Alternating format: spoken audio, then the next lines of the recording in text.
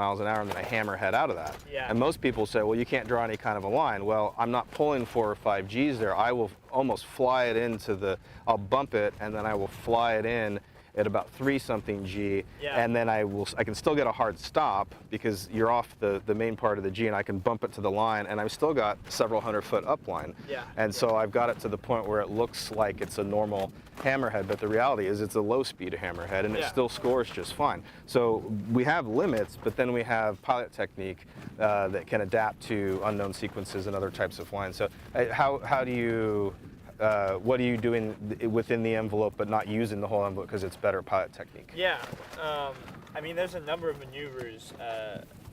Some of them that come to mind are loops or any sort of looping maneuver that we do. Obviously with the glider, you know, energy management is very critical to us. And it's important that we're not pulling, you know, full aft or forward stick and losing all of our energy going into a maneuver. So we're a very momentum-based aircraft, and so things like maintaining a G that's efficient, that'll get our nose where we need it to be, but not bleeding off all our airspeed is something that we emphasize.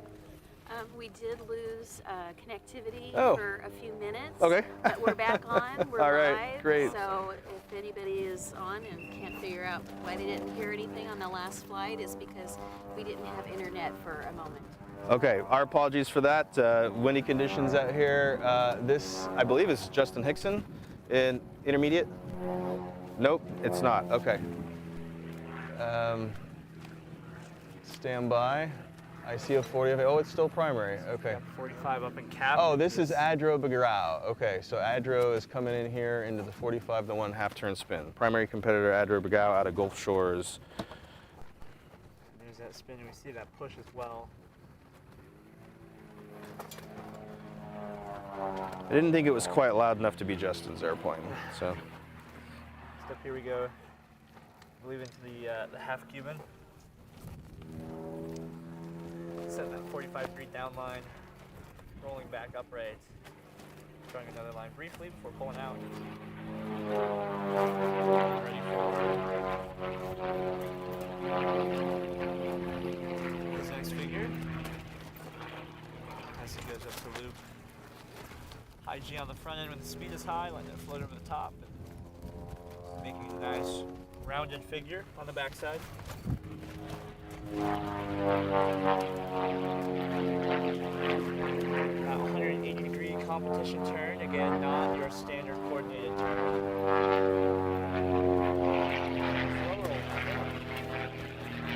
That's right. What a beautifully painted aircraft that is. Yeah, my first S1S had a similar scheme. So it was base white, red leading edges, and then alternating blue and white stripes, and the blue had the stars and bars. Oh, yeah. Yeah. That's beautiful. Very patriotic paint scheme. Yeah. Yeah. I appreciate that. It's amazing seeing all these powered aircraft with all their fancy paint schemes. And, it makes them fly faster and score better. Clearly. Yeah. Clearly. Yeah. It's like putting flames on your car. Yep. Yep. I haven't seen, you know, it's interesting, there's no real tradition of flames on airplanes that I'm aware of, and there's probably a good reason for that. Probably, yeah. Yeah, I don't want flames on my airplane. No, yeah. Ever. In any way, shape, or form. Oh, no. Okay, so we understand that we lost the feed for just a little bit. Our apologies. We have some weather conditions out here that are creating challenge, but we seem to be doing okay. And so, just want to re-announce you're watching Intermediate Power, Primary Power, and Intermediate Glider. And I've got Dave Petzold from the United States Air Force Academy with me here, Lori Penner, and I'm Philip Gregg. So we're just working our way through the line and having a good time out here. A little blustery, but the competitors are doing a great job with the winds so far. And we'll be bringing you the 4-minute free in a couple hours here. Don't have a precise time on that yet as we work our way through this initial line. But this is day 6, if you can believe it, of the United States National Aerobatic Championships for 2023 here in Salina, Kansas. Did you get a practice flight in on Saturday or Sunday? I did, yeah. So the team arrived on Saturday. We were able to fly Saturday and Sunday some practice flights. I got a practice flight on Saturday. Oh, great. Okay. We were weathered out for quite a while, and I think they were Thursday and Friday for part of Thursday. I didn't arrive until late Friday with no intention of flying. So. Yeah. Yeah, so the team got here Saturday, and we were able to get some practice flights. We heard we came at the perfect timing right after all that weather, and Was that based on the weather ops that you have there in Colorado, and they said just roll in after it clears up? I think it was the decision was partly made based on that, partly based on our schedules as well, and when we were free from classes and our various military duties we had. We left pretty much as soon as we could on Friday after our classes and military duties, and then drove about 7 hours out here and showed up very, very, very early Saturday morning. I think we ended up arriving right around 1 a.m. So 7 hours out here, and I know you fly the Tequila Cup. That's probably the longer drive for you guys. I think it is. It's got to be through New Mexico. Yep. Yeah. Because everything else, Arizona and whatnot, are just over a mountain range, but to get out here, it's about 7 hours straight east. Not a complicated drive by any means, but scenic in its own Midwest way. And I think those of us on the team, personally, I'm from Minnesota. There's a fellow Minnesotan on the team, and I know we definitely appreciate the Midwest scenery. Reminds us a bit of home. Land of 10,000 lakes. You done any float plane flying up there? No float plane flying, but I have seen my fair share of float planes, and they intrigue me every single time. Someday I'm going to get up in one of them. But. They're a hoot. Yeah, I've had the opportunity to fly floats in Alaska and in Florida, and it's something else. I think aerobatics is the king in terms of challenges. Oh yeah. But in terms of just pure joy and exploring nature, float plane flying is king. That's got to be. If we could just compare them or combine them. Combine them. Yeah. Aerobatic float plane. Yeah. I think the ground reference over the water might not be the best idea though. I think the ground rush might be a bit difficult. We'll try not to do that. I know folks that practice aerobatics over the ocean or the coast because they have to. Yeah. And that's not my preference. No. I want the ground there, and I want more of a land-based horizon because the sea can do some very strange things. It can, yeah. And well, out here it's nice because the ground is very flat, and the horizon for the most part is discernible, with the exception of occasional haze out here. But in Colorado, where we train, we have out to the east it looks a lot like this, but to the west we're right up against the Front Range. And so doing maneuvers, we try our best to not do them pointed west because we're just looking at mountains. Sure. As a technique, typically we don't like to fly towards mountains. Right. So yeah, it's funny. Each of I've had the privilege to be able to compete around the Midwest, formerly in Texas and now out in California. And each of the aerobatic boxes around the country is a little bit different. Some of them have runways crossing through them. Some of them are next to runways and are actually really easy to fly in because of that, and they have really great markers. But I've flown out of Borrego Springs a number of times, and so mountains are to the west, and the Salton Sea and the flats are out to the east. Yeah. And so it's one of those things, if you happen to get turned around and you think, wait, why did I end up after this Immelman pointed at the Salton Sea when I was supposed to be towards the mountains? Or if you're looking for horizon, it adds a different challenge because you have to imagine the horizon. Yeah, exactly. And when we're teaching our students to fly, just in the basic soaring, it can be somewhat difficult when the toe plane is pointed towards the west because we're trying to teach them a good toe position, but we're telling them to imagine where the horizon would be as a reference. I think that's confusing too. I think the first time somebody told me imagine the horizon, imagine the horizon. Imagine the horizon. Can I just get one already? Yeah, exactly. And in hearing you talk about that, it kind of reminds me that essentially aerobatics, it's a very visual sport. I mean, essentially everything is a variance of a ground reference maneuver, right? You're always checking your position in the box, angles, that sort of thing. And that might be looking out over the wing towards the horizon, over the nose. It might be looking straight up while inverted, if you will. So you're looking straight at the ground. But where to look and when to look is something that has to be trained for and taught. Yeah, exactly. And learning how to do that well and effectively was something that I had to learn, and I'm still learning and working on. Doing more than just thinking about which maneuver to do and how to perform it, but now you're thinking about running through in your head, all right, I'm going to look at my wing now I'm going to look at my G-meter, now I'm going to look back outside, and kind of having that rhythm in your head already, so you've done it once or twice before you get the plane and actually try to fly it. Absolutely. And I think looks like we have a radio call coming in. No response yet. Throughout the week, you've probably seen people kind of dancing around on the ramp, and so we call that the arresti dance, and that's part of our practice and visualization, timing. We're not allowed to fly during the competition. We can practice before, but once the competition starts, there's no practice. And so these unknowns we're seeing today have only been practiced on the ground, thought about on the ground, altitudes pulled out of maybe notebooks from prior flights so that they know, oh, I'm going to lose this altitude or gain this in this figure. And that's part of the challenge of the unknown. They have minimum 24 hours to study it, and then they got to go out and fly it. Yeah. And that's sort of the fun of the upper categories. But we're able to do the arresti dance and kind of work out some of those things, where we're going to look and all that. Looks like we have Mr. Nate Rudy coming in on the intermediate unknown. I heard him on the radio. I hear his 150 horsepower decathlon, and we are just going to see when we can pick up Nate. We have an award at regional contests called the Grassroots, and we have the Grassroots medal here at Nationals, and it is 180 horsepower or less. And Nate and I were talking the other day, and we realized, we got some 180 horsepower decathlons, but he's the only aircraft in the entire contest with less than 180. For the Grassroots, you can have 180 or lower.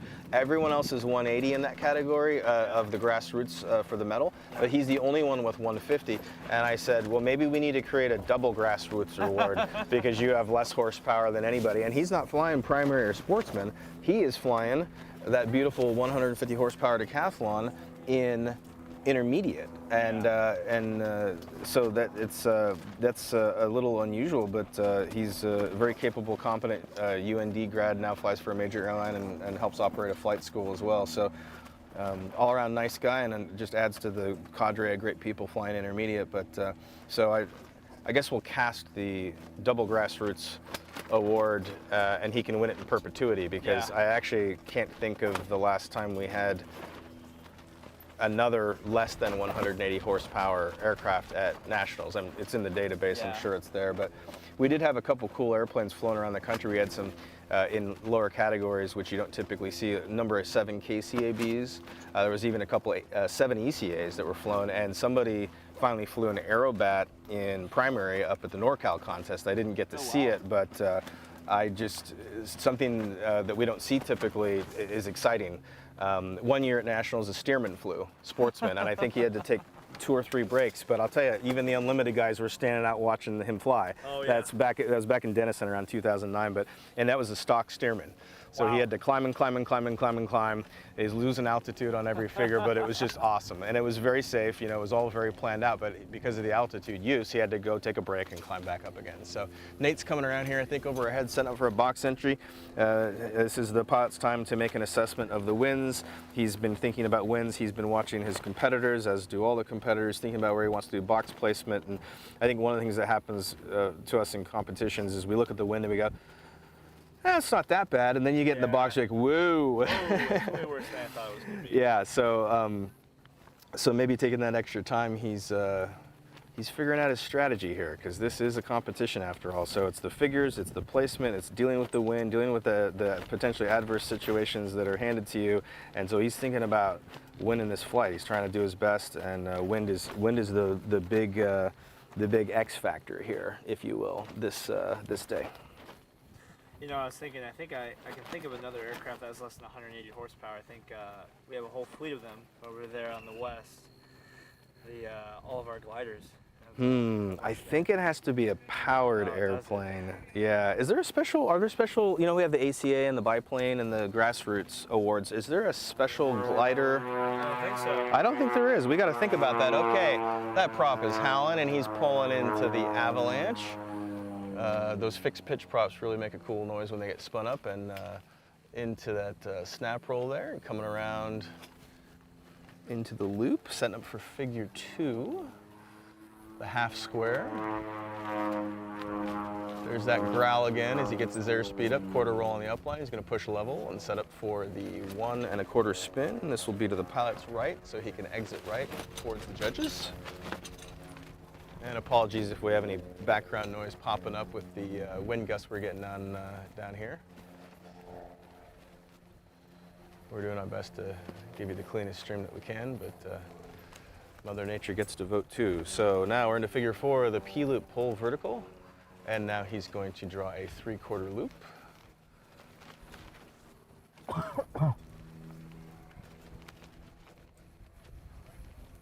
Finishing level and exiting to our right, setting up for the 180-degree competition turn. He's going to choose to bring that towards the judges.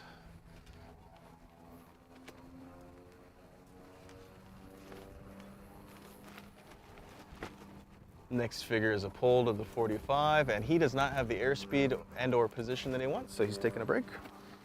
And he'll come in and set up for figure 6 on his entry.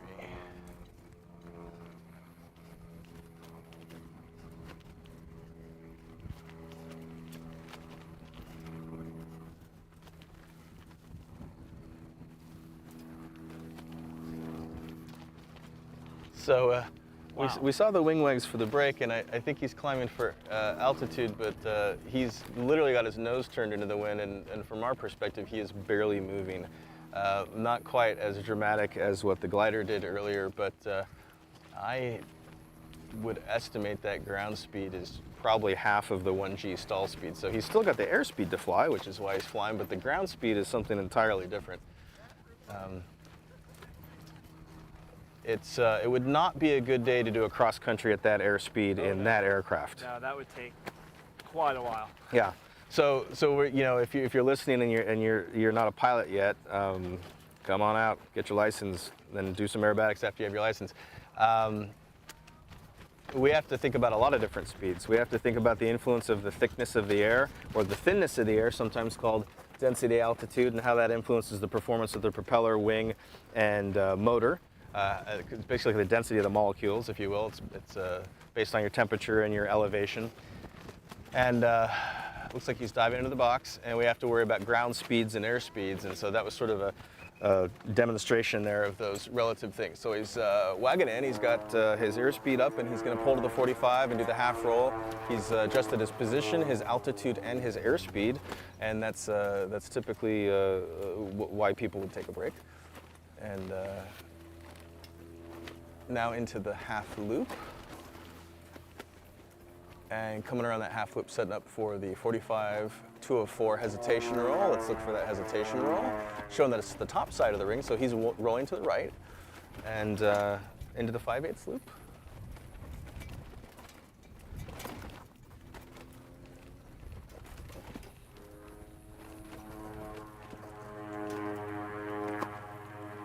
Driving in the box, thinking about the next few figures, and so he wants to be on the upwind end of that box. We've seen a couple competitors do that because of the winds.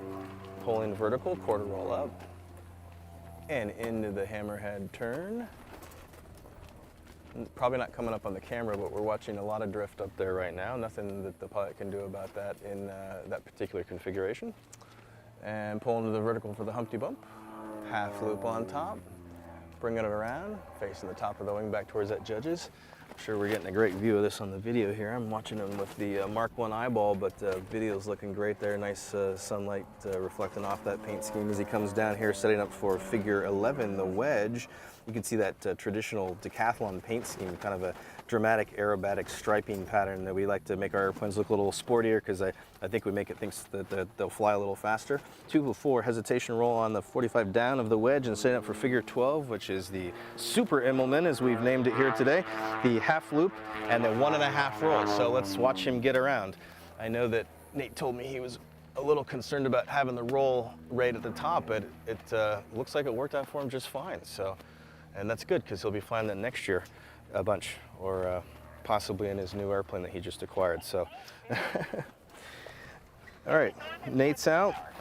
Nate completed his nationals. So we have a lot of the intermediate flights down, and everyone continues to do a great job with the wind. It's exciting to see.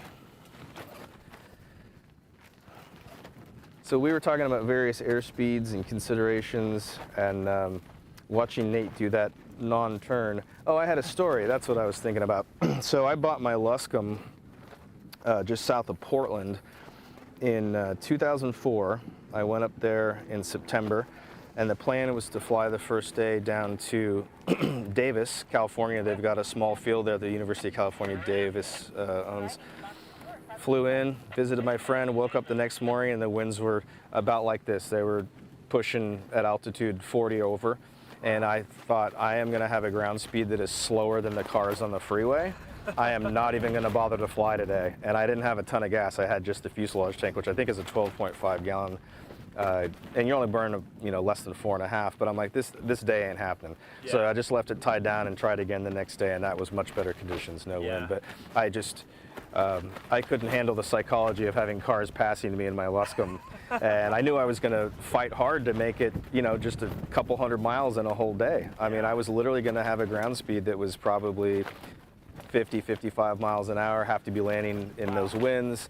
They were straight and steady, but okay, we have another competitor coming in right now. Sounds like it. Justin Hickson, do you want to make the call, or? Sure. Okay, so let me set you up. We're running a little low on batteries, but I do have the reverse paper copy when this burns out, so we're good for now. We got a few % left on that. So we've got a combination of technology out here. We have some computers and batteries, cameras, iPads, and paper, because paper doesn't fail unless it blows away in the wind or burns. Yep. So. And the former there, the more likely outcome today. Yeah, no fire that we can see here, so. All right, Justin's on base leg. You got him? Yep, I see him. All right.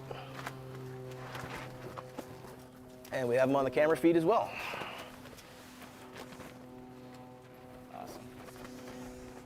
Yeah, Justin looking at the box right now, thinking about his positioning and relative to the push that he's undoubtedly seen from all the other competitors so far this morning. And here he goes, diving for some airspeed with some wing wags now into the box. Getting some energy for his first maneuver here, the avalanche, which is a full loop with a snap roll on top. Into the vertical. This front part of the loop here. Look for that snap roll, there it is, and down around the back side.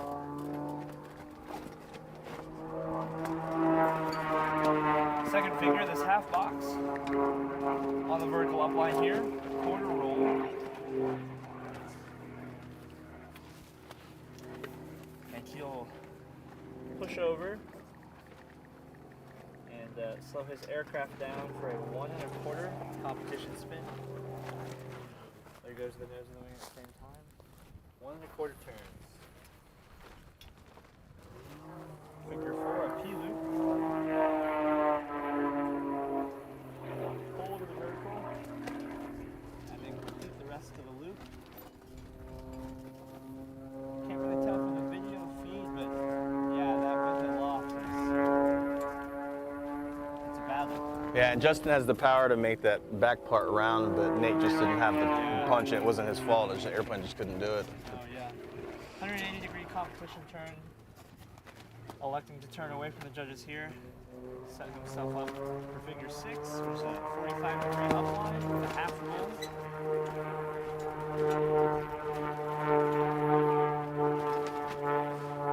Here he goes, 45 degrees up, and a half roll to get him inverted. And he'll lay out or pull his nose back down towards the horizon to get wings level inverted. Into figure 7, just a half loop down. Figure 8, a 45-degree upline with a 2 of 4 hesitation roll. That's a hesitation roll. Finishing the rest of 5/8 of that loop.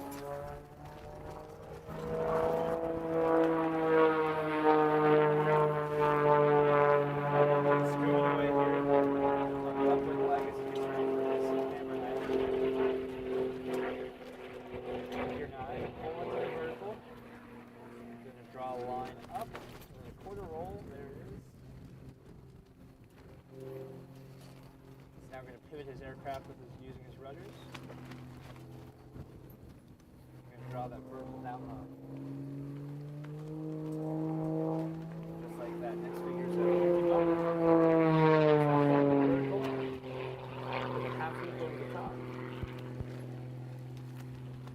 Wow, that wind is absolutely incredible. That wind is got something. In that Humpty Bump, he moves 500-600 feet downwind in the box. Maneuver called the wedge.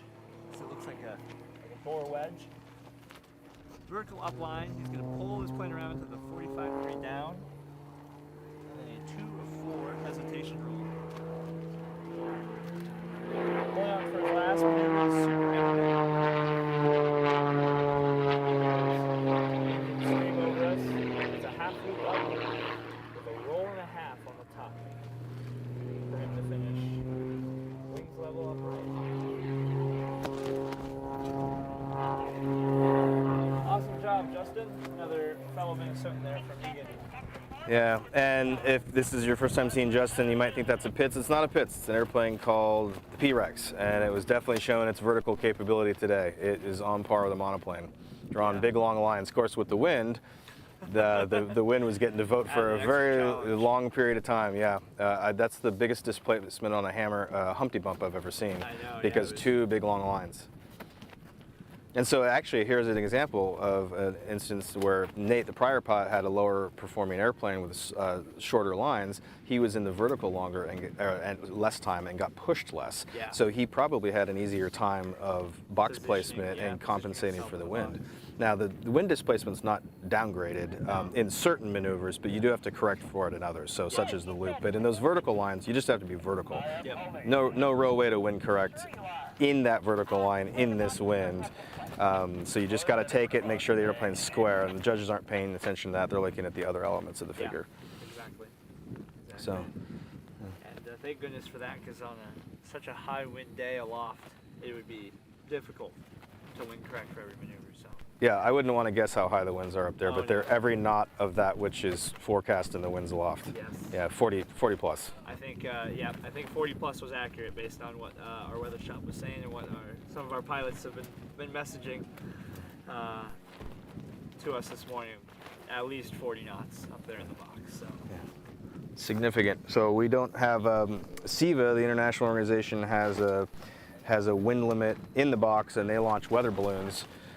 Typically, I think they have some other techniques as well. They'll take multiple readings, but we don't have in the box limit, we have a surface limit. Yeah. And it has a vector as well. So it's a crosswind, ultimate wind, and then typically at regional contests, we get the competitors together, maybe it be 4 or 5 people in a category. Hey, do you guys all feel comfortable flying? No, I don't, and I don't. And then the other people just stand off and say, well, look, we want everybody to compete here. We want everybody to fly equally. So it's typically made as a group decision, although it's ultimately the call of the chief and the chief judge and the contest director. Yeah. Yeah.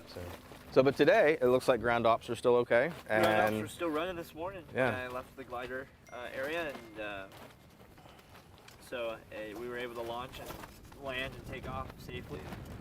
Successfully, just a big push once we get up in the air. Yeah, I think the cool thing though is, we're going to have medals off of these flights, and so I am certain that everybody who medals in this flight today, this year, with these wind conditions, is going to always remember how hard they had to work to get that medal in this wind, and that's pretty cool, because on a calm wind day, maybe it's just figures, box placement, and how your other competitors flew. Today we have this additional factor that is really making itself felt, and I don't know, maybe everyone needs to scratch wind on the front of their medals for this flight. But I mean, I won't forget some of these flights for a while. I'm sure we'll be talking about this for years to come, because this is a howler. Yeah. No, the wind playing a massive role today, and not really a limiting factor, but more just additional challenge. Absolutely. To overcome, especially, we saw the glider pilots. I think they're all done now, but the glider pilots earlier this morning, and them having to battle with the various conditions and not having an engine and all of those challenges associated with that. Well, if you just put an engine on those things, you'd resolve that problem, Dave. Oh yeah. So. Electric motors on the gliders. How about that? They make those. And DG makes I believe it's the 1001 Neo. Has a small jet engine on it too, and those look like they'd be a lot of fun to fly. Those are more for the cross-country platform. What do you think the gas bill's like on that little jet? More than what I get paid. Right. that's for sure. Probably wouldn't be able to afford that, and I'm sure that glider also isn't cheap. but they do look like a lot of fun to fly. There's some interesting things on the used aircraft market, and one of them some of these old military trainers. So you can typically pick up a Falcon Magister for, under $200,000, but the fuel bill is absolutely hideous. Absolutely. Off level, and setting up for the 1.5 turn spin.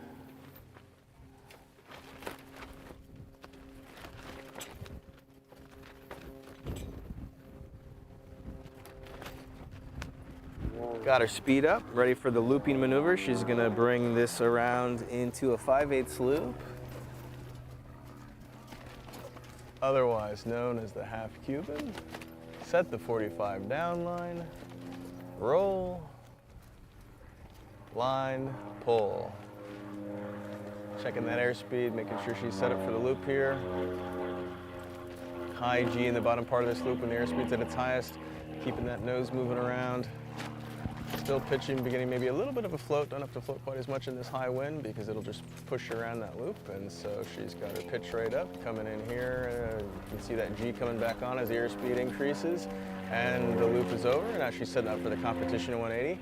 Looks like she's gonna move herself just upwind a little bit so she has space to place that slow roll right where she wants it. So she's thinking about her presentation. She took it away from the judges. Put her in a nice position relative to the grading judges and a roll right in front of the judges. And she's done. That was a great composition. Yeah.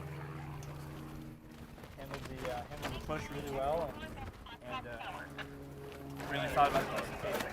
I would say there's some people on the ground talking and strategizing before they got up in this box. What do you think? Yeah, no, I think so. And they probably were looking at the first, at their fellow competitors and strategizing, where to start the maneuver and where to enter the box and try to estimate how far they'll get pushed. And, box placement is one of those things that it might seem minor and okay, just do the maneuvers in the box, but it's far more complicated and it's a critical portion of a good routine. Yeah, got to think a lot and how you want to place everything. So I'm trying to pick up a current METAR. This is 42 minutes ago and it says surface 15 gusting at 25.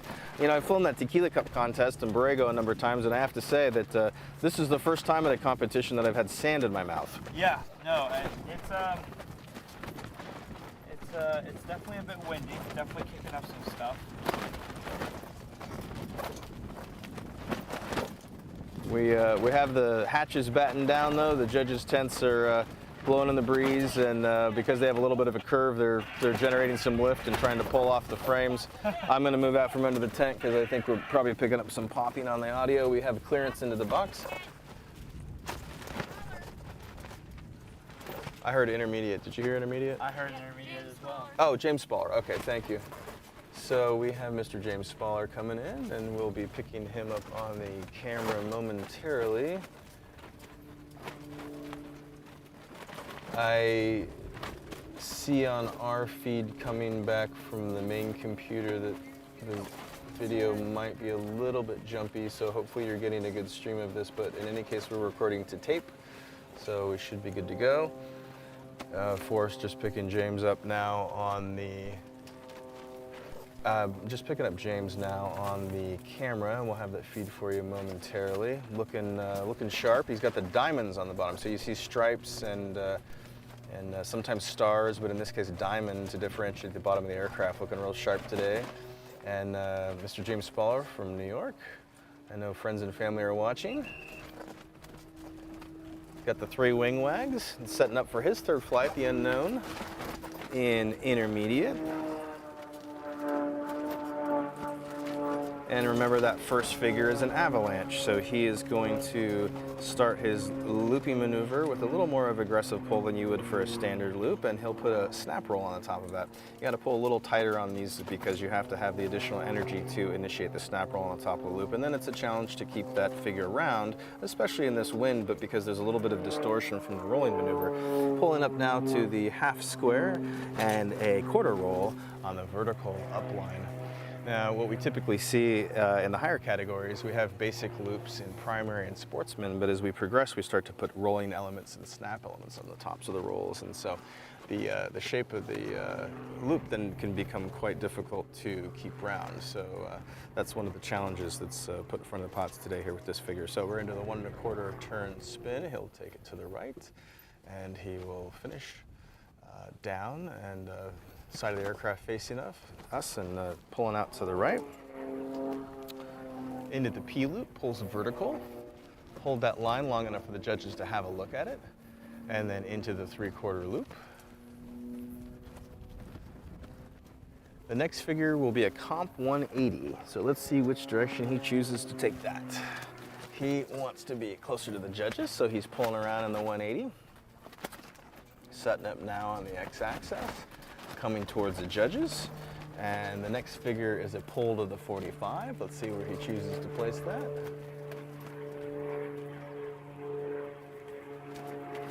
Engine sounding good, prop combination, engine combination sounding great as he's coming across the flight line here.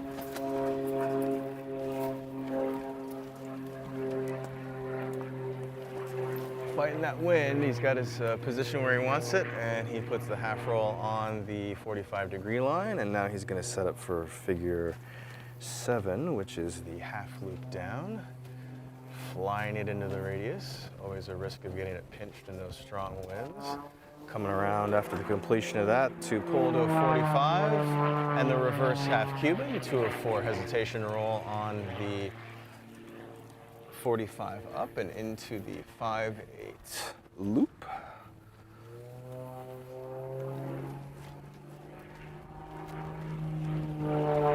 Next figure is a hammerhead. Driving towards the end of the box, thinking about the subsequent figures so he can have good box position for those. He's at the end of the box, pulling up, 1/4 roll, and pivot.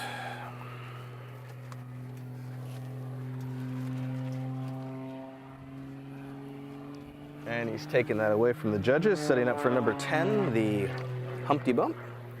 Nothing on the vertical up line. We're watching a significant amount of drift here, displacing many, many 100 feet in this vertical line. Pull around the top, 1/4 roll, out. And setting up for figure 11, the wedge pulls to the vertical at the downwind end of the box. Getting a good camera angle on him there. Nice view of the top of that wing, really reflecting the light beautifully here on this nice day. We've got a little bit of cloud in the air, but it's just enough to create some texture. 204 on the way down, and he's setting up for his final figure, which we have designated the Super Immelman. So he's driving across the box here. Looks like he thinks that the judges are scoring better if he puts that right in front of him, and that's typically what we think. So good thinking here in these strong winds. Pulling into the half loop, and we'll be looking for 1.5 rotations. That would be a standard Immelman with just the 1 rotation. Now he's into the second 180 and the third for 1.5 rolls, and to complete the sequence, wing wags towards the judges and says thank you and goodbye, and thank you, James. That is your 2023 U.S. National Aerobatic Championships in Intermediate. Well done, sir. Enjoyed watching you all week. These are kind of the graduation flights, if you will, so it's nice to see everybody out here doing so well. I'm not quite sure who we have in the lineup yet, but Olivia should be last. Okay. Is that the last pilot? Should be. Oh, wow. Okay, well, we're having so much fun out here. Didn't realize we were down to the last one, but I think I can get this right on the 3rd try. Olivia Yiser, and she's out of Georgia. I know her friends and family are at home watching her, and I believe she was sitting in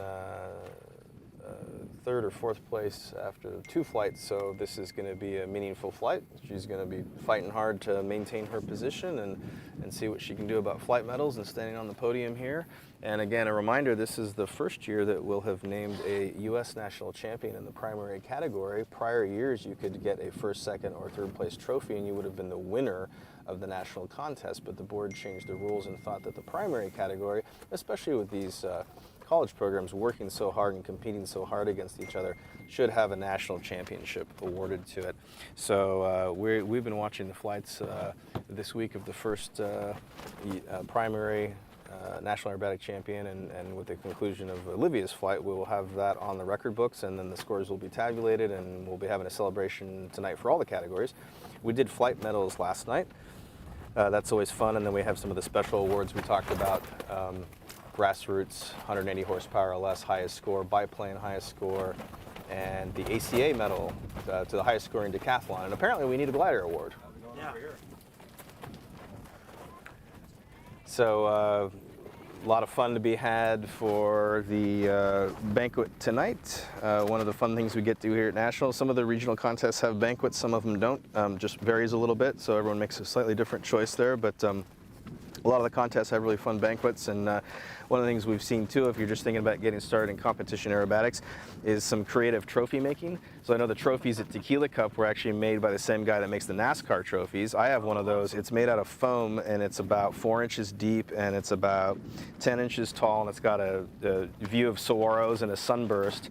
Unfortunately, Tequila Cup is not really properly named, because so far I have never gotten any tequila, and I've complained about this. And if you're going to name it that, you gotta bring it. So we could maybe tune that one up. But flying and drinking, you got to get them in the right order. Yep. They've decided not to offer that as prizes. Probably a good idea, actually. We've had some cool glider trophies over the years. I know where they were actually physical gliders with those beautiful long wings. I'm trying to think of some other neat trophies we've had. We see a lot of the wood plaques and some of the see-through ones. Those are pretty clever and creative. Yeah, I think at Ben Lowell we had one of the see-through ones that was they were very nice. I actually got to hold one of them. Didn't earn it, but got to hold it because I was helping putting it on the table. But a couple of years ago in Ottawa, Kansas, Paul Thompson, who's a 4 or 5 time sportsman national champion, made the trophies, and he made them out of wood. He's also a woodworker, man of many talents, and so that was cool because then you had a piece of something that he created. Those were neat.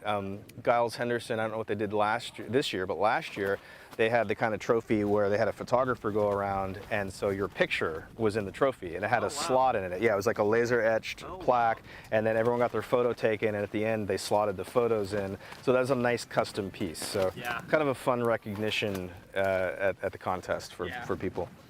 So, and actually, I think I am not mistaken in saying that Shad has kept what the Nationals trophies this year look like a big secret. I think that someone spotted a box, because we've had some variations. We used to have the trumpets, then we had the propeller blades, which, with apologies to gliders, got propeller blades. In fact, I think Shad got one of those propeller blades for his glider. Awkward. Well, I don't know, motor glider. There you go. Or maybe it's a suggestion, it's a suggestion. Put a motor on it already. And then last year we had these very beautiful chrome cups. And those were fun, and I don't know what we're getting this year. It's a surprise. So I think that's going to be the big reveal, and I'm sure that will go out on social media, and I don't know, maybe we'll be back next year just to try to get whatever he came up with, because I'm sure Chad's got something special in store for us. Well, with Shad, I'm sure it's going to be special, and will probably look very, very interesting. So we'll see. Hopefully, maybe the glider ones will be will feature some engineless design or propellerless design. You don't think he's going to give glider trophies to the power people this year, do we? Oh, maybe as a bit of a retribution? I'd be okay with that. I'd rather have one of the old style trumpets. I thought those were very dramatic, but I'll take it. If he's going to give me a glider trophy for power, I can suck it up. Yeah, we can deal with that. Maybe we could do that at Tequila Cup or we could do glider trophies for the power pilots. Yeah. I feel like fair is fair. There you go. Yep. Yeah. So we have just a little bit of a delay. We were down to one pilot, and they had to make an aircraft swap. So we have the MSU and UND teams sharing aircraft, much like the Air Force. And so just a little bit of game delay. Everything's fine. We're just waiting on that next pilot, and then we'll have a pause. I'm reasonably sure we'll go off the air and then set up for the 4-minute. We'll be joined by Ryan Chapman and Luke Penner. So we have members of the Canadian and U.S. advanced aerobatic teams here this week, tuning up, practicing for the World Contest in Jean, Nevada, which I believe starts on the 24th. I know the teams are going to be out there on the 11th and 12th. I believe we have teams coming from France. There is a Japanese contingent. There are representatives of, I believe, the UK. I think I saw some South Africans on the list. They have a strong tradition of aerobatics and have actually held world contests down there. They held an AWAC, I believe, in '97. They've done some air games type of things, and the Hilton Trophy was held there at one point using S2Bs. A lot of unlimited pilots from the 80s and 90s. I don't know the precise year. Might have been the 80s. And I've seen a few other countries. I think there's a Ukrainian pilot. I think there's some Romanian pilots and some other folks coming from all over Europe. So that's really exciting. Can't wait to see that.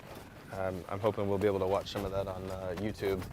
But and there'll be a lot of diversity of aircraft too. So there's going to be 330LXs extras, 330Cs. There'll be at least 1 or 2 Sukhois there, 300Ss. Yuichi Takagi will be part of the Japanese contingent flying a Wolf Wing modified S2S, and it is a real performer. Great air show airplane.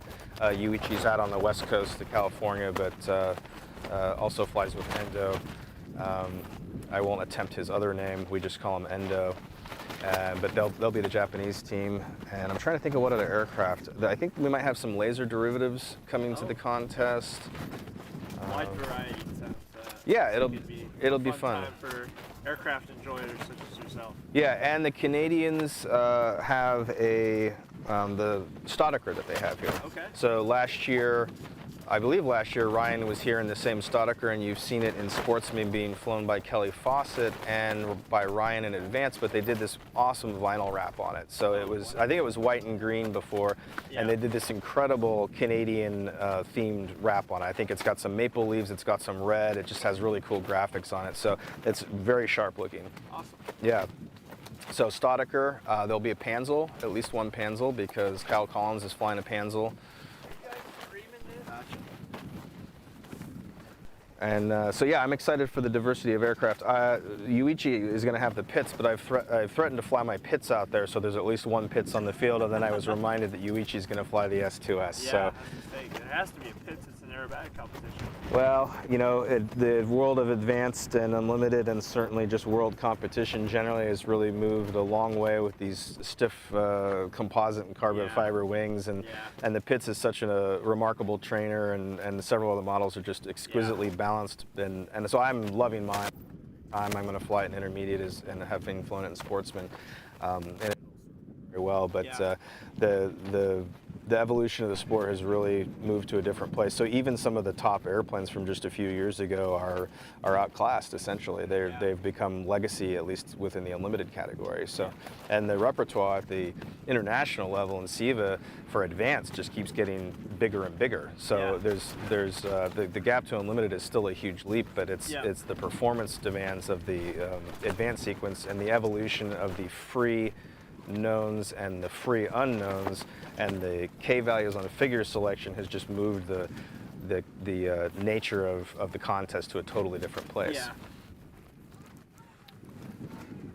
I think we have a judge call. The judges are standing by. Last pilot, I believe Olivia's now in the air, I think is that call. Okay, great. So their climb to altitude is always way shorter than our climbs to altitude, because they can get up there all by themselves. Yeah. So Shad was on the U.S. glider team, U.S. advanced glider team, and I think that was also held in Lesno, Poland, which I believe was where the WAC was last for the U.S. unlimited team. Yes, yeah. So have you had an opportunity to talk to Shad about that? I have not. He's been so busy. I haven't gotten to talk to Shad about his experience there, but we sent some team members out there. Just to observe, not to participate, just to observe. Oh, so the academy was there? Well, yes, I suppose the Spirit through a couple of our team members, and it was a great time from what I heard, and it seems like they learned a lot about how aerobatics is done internationally, and they learned some of the quirks of other countries and how they do their aerobatics. And, we saw that we definitely weren't going to be competitive without the Fox. So. And is that the reason you moved to the Fox, or you think there might be some international competition for the Academy? Well, potentially in the future. I know we're not going to Worlds this year, but yeah, looking forward, it's one of those things where we really do need that airframe to be competitive at that level. there's a lot to be said about the pilot skill as well, and those people who compete there at the world stage are clearly, best of the best. So, and the platform that they fly is equally matched. So, but I think overall, as the team went there, they learned a lot about the upper echelon of aerobatics, and it was also just a good opportunity to see a contest like that. Nationals is one thing, but internationals, you also get that aspect of representing your country and everything on a global stage. So. Yeah, and it's interesting because say in the manufacturing world, business world, there's a long history of people visiting other countries, military attaches studying, but that's true in aerobatics also. So I know for a fact that in the 20s and 30s, people were coming over to the United States and going over to Europe and comparing what they were doing, and even in competition aerobatics. So. Frank Price was the first American to go over and compete in international competition, and as the story goes, he didn't have the money to ship the airplane back when he was done. He was a crop duster out of Texas, and he had to do some fundraising before he could get his plane back, and then the next year I think we brought 3 people, and then eventually you had kind of the Red Devils team, Gene Soucy, Todd Pomerezny, and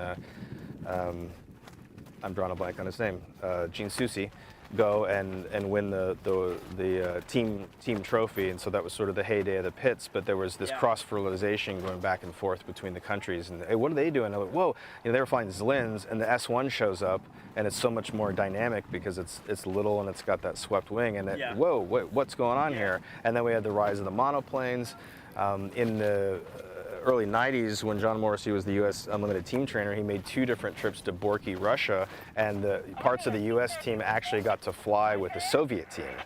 I guess it would have been post-Soviet at some point there, so that would have been the Russian team. But looks like Olivia's been cleared into the box. So we continue this cross-fertilization. We have had a couple world champions here visiting this week, Claude Bessier, and Olivier Masserel, a multi-gold winning team member, and they've been intermingling with people, and we've been talking about the life of aerobatics over in Europe. So we're still having that kind of communication and figuring out where the sport's going. But that's been another exciting part of the ground situation here at Nationals, is that this is an international competition with our Canadian friends. We have a pilot from Guatemala. We have a pilot who I think is still a Chinese citizen. I think he's a resident here in the United States. And we've had a couple of the top French pilots of all time visiting us here as well. Yeah. And so the World Contest is going to be an exciting opportunity to continue that cultural exchange. So I see Olivia here coming in on base leg. She's making her way up, looking at the winds. Again, flying the Extreme Decathlon out of MSU Denver's program. And the winds have not died down. That's for sure. Now, did this concluded all glider flying for you guys? It did. So they're probably getting boxed up as we speak. Yes, they're probably getting packed up, and we're probably packing up our camp that's over there as well. Yeah. Getting ready to depart and make that 7-hour drive back. Today? Tomorrow. You'll come to the banquet tonight. That's great. Yeah, I would hate for you guys to miss that. I mentioned in a prior broadcast I recognize your Air Force tent from the Tequila Cup, and I've sheltered from sunburn underneath it in Arizona. So it's a welcome sight to me, but we don't have access to it here on this position. Yeah, you want to call this last one? Sure. As she turns into the wind here, we see the effects of that push, diving in for speed, wagging her wings. What a beautiful paint scheme on that aircraft. She goes, as we hear the engine roar to life, she's thinking about box placement and her positioning relative to the judges. Preparing for her first maneuver here. Here she goes into that 45-degree upline. Gonna cap it off and prepare herself for that 1.5 turn spin. Into the wind, and on the video feed it's hard to tell, but here on the ground she has just completely stopped in the air. That push directly into her. Into the spin now. 1.5 turns will be facing to the judge's right, setting that vertical down line. Pulling out, preparing now for the half cubic. So here she goes, performing a 5/8 loop. Taking that 45-degree downline, rolling. Briefly setting another one before pulling out. And positioning himself now in the box for the loop. High G's as the airspeed is high on the front side here, letting it float over the top. And taking into account that wind as well, letting that wind push her over. Finishing along the back side of this loop.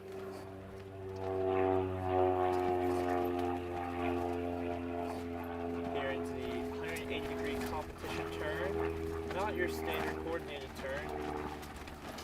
Roll to 60 degrees of bank, pulling around, and then unloading the wings, rolling back wings level, and here's her slow roll out of the box. Olivia's run here at the 2023 United States National Aerobatic Competition is over. Great run, and that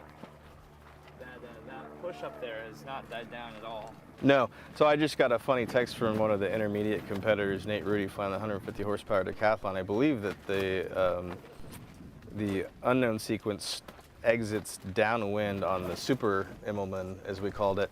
So. And then he texted me, well, I made the 180 turn and the wag out on purpose to take a break so I could do a hover wag out because he knew that wind was going to be howling up there. So,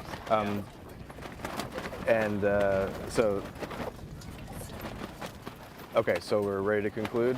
Yeah, and the 4-minute freeze is coming next. Okay, the 4-minute free is coming up next. We don't quite know the time delay, but you'll be able to catch it on the stream, so stay tuned. We have Jim Burke, Rob Holland, Goody Thomas, Mike Galloway, Craig Gifford, and Jeff Bourbon coming up, and you will be joined by Luke Penner and Ryan Chapman from the Canadian Advanced Aerobatic Team. For now, this is Philip Gregg, and I am joined by my illustrious colleague from the United States Air Force Academy, Dave Petzold. Thanks so much, dude. This was so much fun. It was awesome. I really enjoyed getting to spend some time with you guys. I'm so happy that you're here, and Mark and